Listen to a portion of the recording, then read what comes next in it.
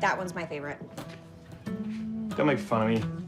Kevin, you've been eating 6 ounces of plain chicken breast every meal for the last 2 weeks. Your ab game is strong, I promise. Yeah, I know. Look, I know this whole thing seems stupid, but this is a big deal to me, you know? I mean, you're here, right? My whole family's flying in. The man, he made me, Soph. It made me, and then it ruined me. And now they asked me to return to do this special episode, but really, I'm just returning to the scene of the crime, right? Let's be honest. I really need tonight to go well. You know, I need to prove to everyone that I'm the bigger man, but like the funnier bigger man. You know what I need? I need it to go like when George Clooney returned to do that last episode of ER. Do you remember that? That was cool. That's what I need. That's what I'm going for. I need people to love me the way they loved Clooney. This is your least attractive side. You know that, right? Yeah. Yes. Ladies and gentlemen, let's hear it, Justin Hartley. How are you? How's everyone? This is great. We got to laugh instead of cry already. I think like we're winning right now. You're welcome. I give you a little bit of that too. Yeah. Yeah. You know, before we get into the show itself, I want to flash back to Emmy night last month. The show was the sole broadcast series nominated for Outstanding Drama, which I think deserves another round of applause. Can we hear it for that? But I was wondering, what was your favorite or funniest memory from Emmy night? Well, gosh, funniest or favorite? Either one. My most memorable was you know, so I've basically worked, I guess without knowing that I've been doing that, you end up working for like 15, 20 years to get kind of to the Emmys, or to that level where someone's like, oh, this thing that you're on is special and wonderful and terrific and everyone's watching it, and you just work so hard and these things are so rare.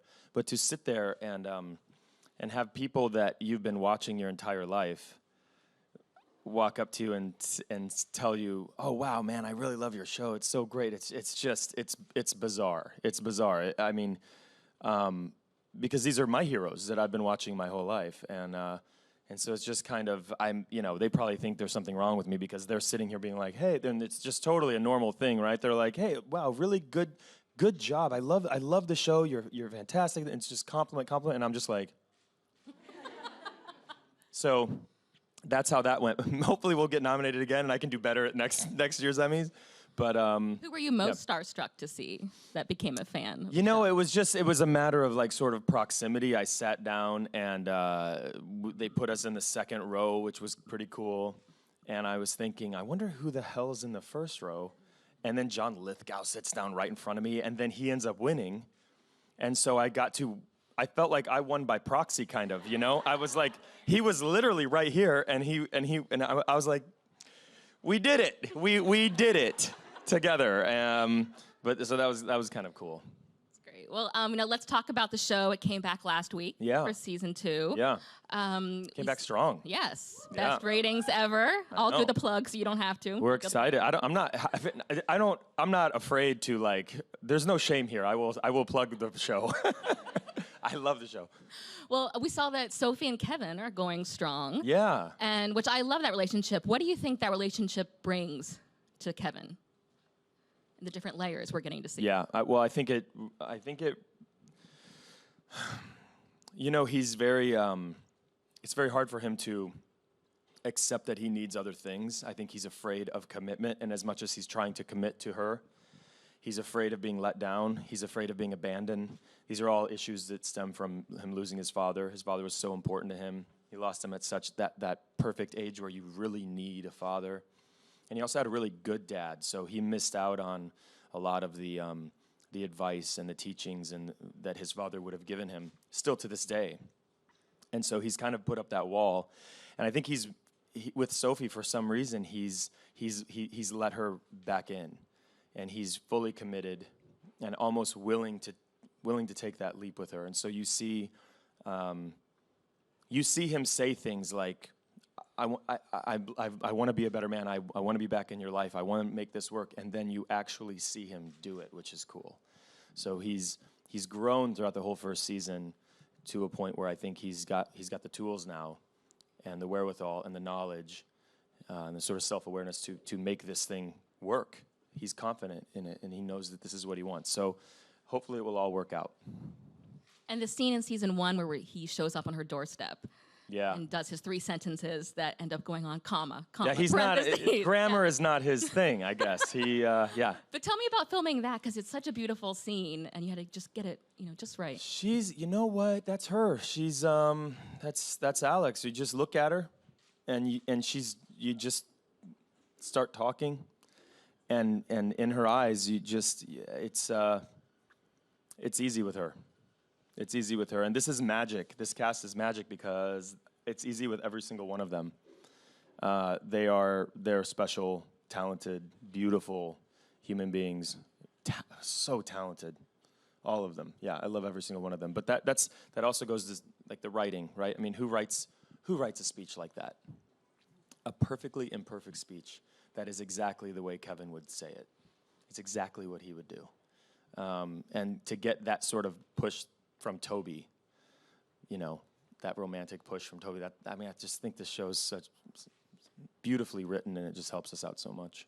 One of the things I love about the way that Kevin is written in particular is just you get to have so many different wonderful, unexpected scenes with different characters, like with Toby, with Miguel, with Randall's daughters, with William, with everyone. And I don't think it's spoiling too much to say there's another great one in tonight's episode. Yeah. Can I say it?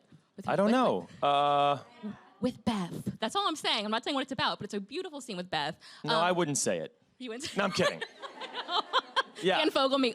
It's gonna, Yeah, right. You feel him? He's here. He's here. No, but so what do you love about those scenes, and why do you think Kevin's the character that can have them with all these different people? Because I think he, in some ways, is the deepest of them all. Maybe that's the wrong word. Maybe not deepest of them all, but just as deep as all of them. And I think for some reason, here's what I like in it too. You know what? There are like these tough guys that walk around and they use this language, and they're constantly using the F word, and they're big, and they're this and that, and they're intimidating, right? And then there are people that walk around this earth like my mother, who does not swear. She doesn't do it. She doesn't work in profanity. When she does, it's like, oh boy, like something's going on here. So Kevin, he lives his life a certain way, and when he taps into that, that part of him, and you hear that voice, like the speech about death, the painting, when you hear that from Kevin, it's almost like, oh, that's where it needs to come from, because that's not how he, I think in his private moments, that's where he operates, but that's not how he sort of conducts himself and how he presents himself to other people in public. You mentioned the painting episode. We actually talked about that one last season.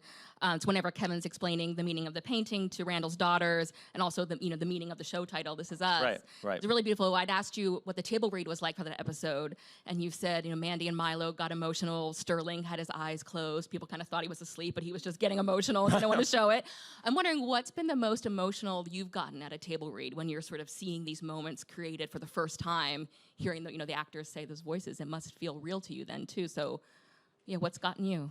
Yeah, no, the table reads I'm to the point now where I can kind of hear, when I'm at home reading the script, I can kind of hear it from Milo's voice or Mandy's voice or Chrissy or Sterling or Chris, or any of them.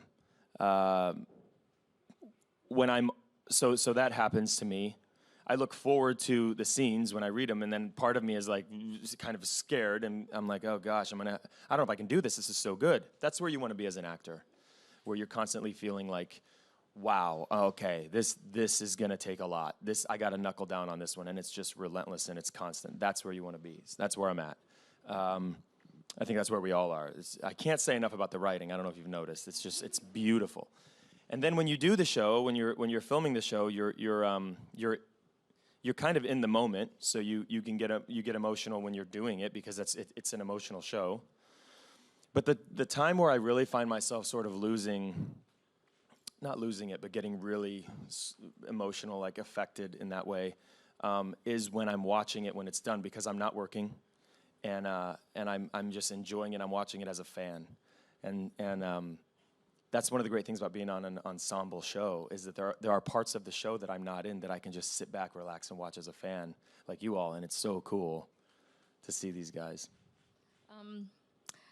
I want to talk about tonight's episode. We can Okay. tease a little bit. They Sure. have released that it's a big episode for Kevin because he's returning to what he calls the scene of the crime, the set of the Manny. Yeah. For a little No, well, it what you was. saw, that's Yeah. what he's doing here. Yeah. So what can you sort of tell us about tonight's episode? Well, it's a further glimpse into where Kevin has how he's evolved, kind of, from where we found him in the pilot to where he is now. So, in other words, he's taken it upon himself to sort of be the bigger man, as he says. He's kind of trying to close that chapter of his life, leave it in a better place than he did when he stormed off like a baby and threw a fit essentially and lost control. He's really grown, and so he's like, okay, I'm gonna go back there. I'm gonna do my thing. I'm gonna be the bigger man. I'm gonna do the right thing, and some things happen. Some things happen that are, of course, out of his control, and it doesn't really go as exactly as he had planned. It's a very fun moment. You all will want to see that tonight. Trust me, I've seen it. You're going to want to watch it. There will be like gifs of it happening. It's going to be Oh, yeah. It's going to be big. Yeah. No, there's something to look forward to for sure. Yeah. But we did see in the clip that Kevin idolizes George Clooney, or at least wants to be, loved like George Clooney. Yeah. Is there an actor that you would love to model your career after? Well, that's not a bad one. It's a good start. That's not a bad one. Gosh, yeah. I mean, we could just leave it there. That would be great. I enjoy. There are so many actors out there that are younger than me that I admire. My age, older, men, women. We are in this golden age of acting. I feel like everyone is so good, and gosh, yeah, he's one of them. I got to work with one of them, Stallone. We call him Sly. Call him Sly. Is. Yeah.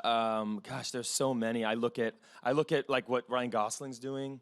I look at Ryan Reynolds. Those guys are just. I mean, it's constant. It's everything they do. It's fantastic. And plus they seem like really good guys, which is kind of cool. That's always refreshing. Well, you mentioned Stallone. I feel like the log line for next week's episode is that Kate comes to visit Kevin on set. So I'm hoping, is this the episode where we finally get to see Stallone? Guess. That is a week from today.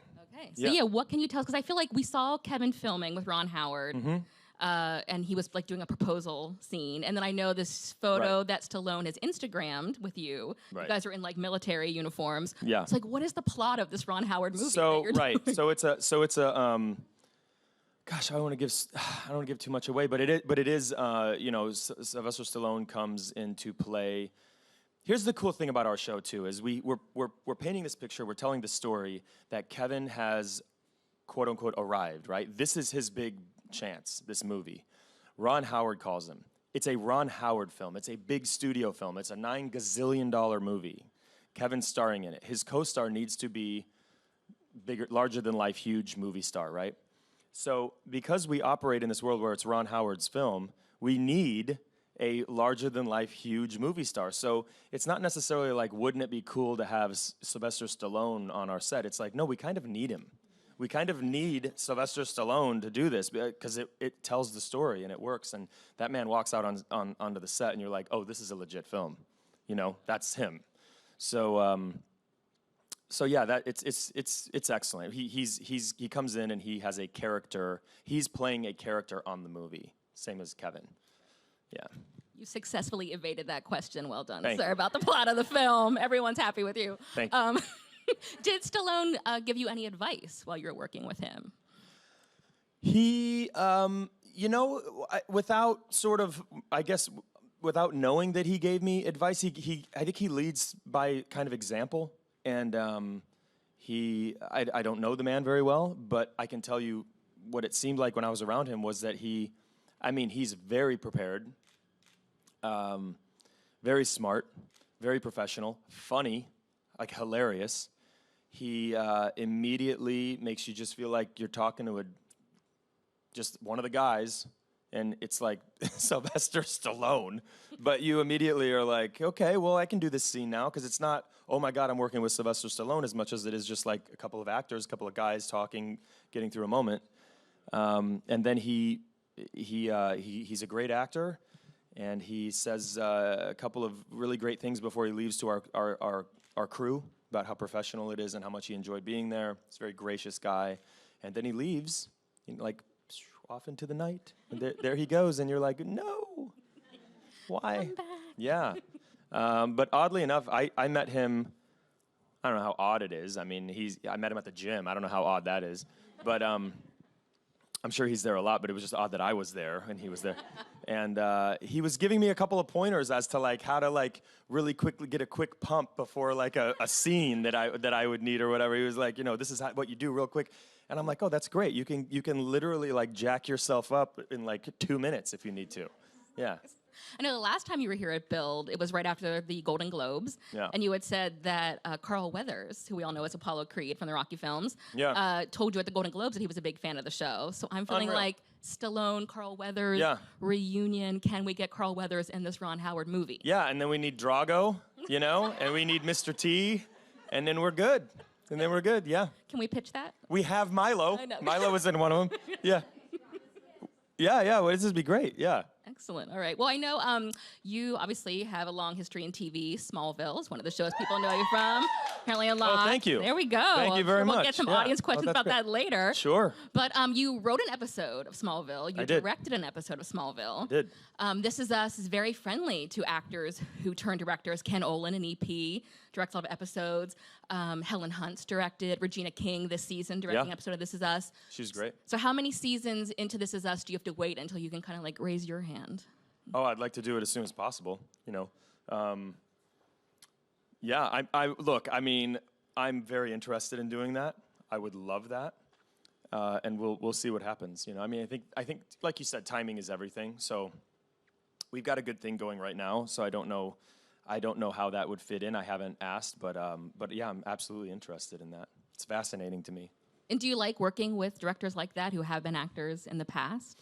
I do. I do. I like working with, and not necessarily, it doesn't have to be a director that has been an actor in the past, but what is awesome is working with directors that have taken an acting class even.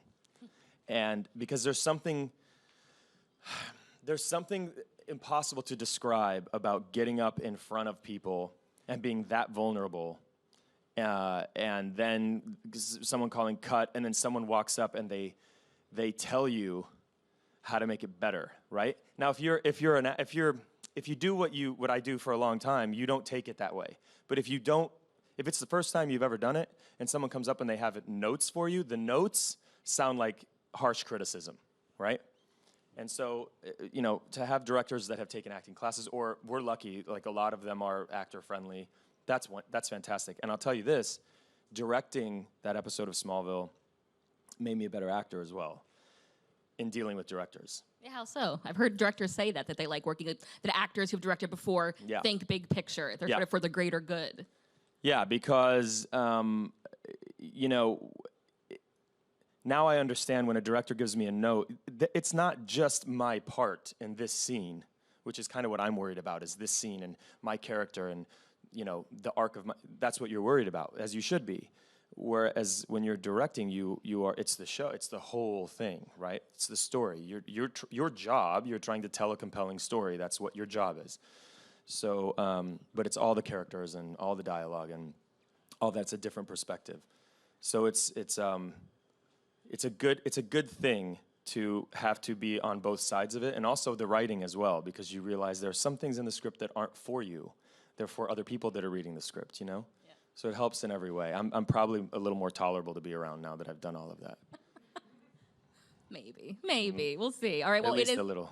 It is time for audience Q&A, and I know we have some, judging from that prior response. Let's see. Oh, here How are we you? go. Hi, I'm good. How are you? I'm good, thanks. Thank you so much for being here. Of course. The show is incredible. Thank you.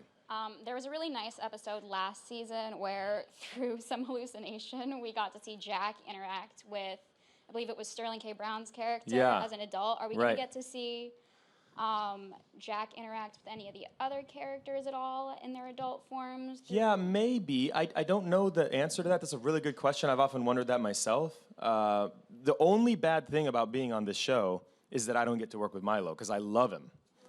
And I don't get to work with him. But there are worse things, But I would love to work with him. So our writers are great. They're very creative. They're smart. and they could come up with, I think if they could come up with a creative way that wasn't gimmicky, that wasn't like, oh, they're just trying to make it so that they can work together kind of thing. I think if it works, I think that they wouldn't shy away from that at all. It just has to fit, you know, it has to make sense. But I would love that. Thank you for the question. Thank you. I appreciate it.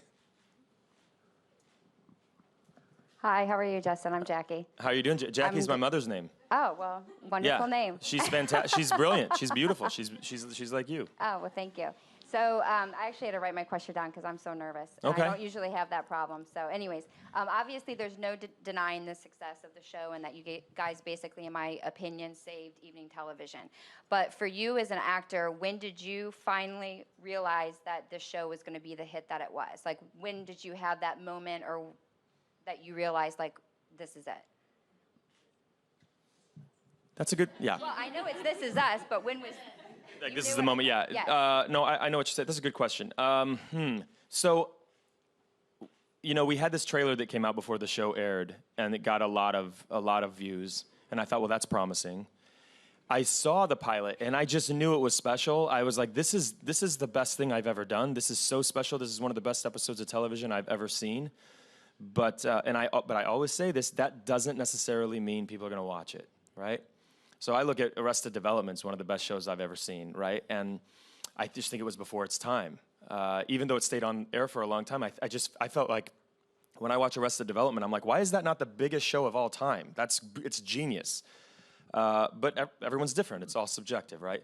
So then the ratings kept going up, and then I kind of knew, like, when Jen Psaki came over and told us that we're picked up for 2 more seasons, I kind of thought, oh, good, we got something going here. But truthfully, when I saw the premiere script for season 2, it blew me away. I was like, all of the questions that people have of did they blow it out in one season? How are they going to come back and be better than that? That was a special season. I was like, we got it. we got it. Our writers they're legit crazy talented human beings. They are on another planet. So they're carrying us through this whole thing, and we're loving every minute of it.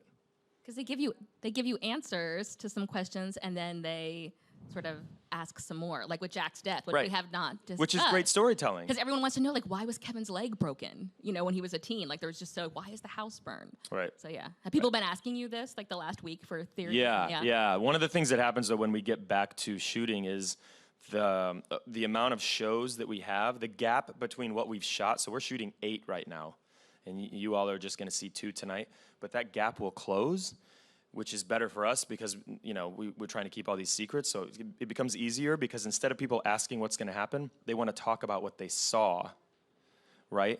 Which is so much better for me because when people are like, oh, last night's episode, and they go on and on, I'm like, great, because I don't want to let the cat out of the bag. I'm bad at it.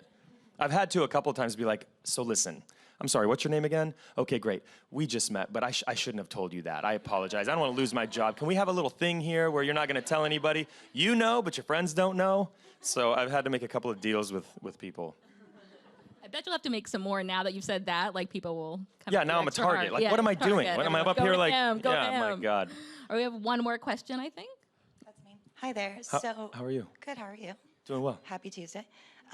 My question is, we've definitely, like you mentioned earlier, seen those deeper, evolved moments with Kevin throughout season 1. My favorite being where you went to help Randall during his anxiety attack towards the end of the season. That was pretty powerful. And even the last episode with Toby, that moment with Toby. So as we see this evolved character in those deeper moments, how much impact as an actor do you have on your character arc and development? Or is that really left to the writer and the director of the episode? We go over... They kind of have a policy where they will tell you whatever you want to know. So they have a plan for the show, and they will tell you whatever it is that you want to know. There are some actors that just don't want to know anything because they feel like it affects the way they work. I'm the opposite. I'm like, give me all the information. From that standpoint, not much. They kind of have it figured out. I mean, there are a couple of things that shift and change throughout the course of the season, I'm assuming. Like if something's really working that they didn't foresee, they might run with it. But it's not. I'm not making decisions about that. I tell you what does happen though is they will they allow the actors to add their little nuanced things to the characters, and then they run with those.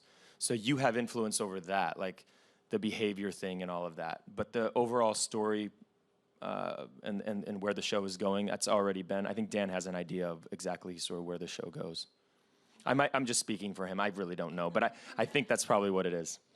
Yeah. Is there anything in particular that you brought into Kevin that you can... The stuttering and the stammering? I don't know.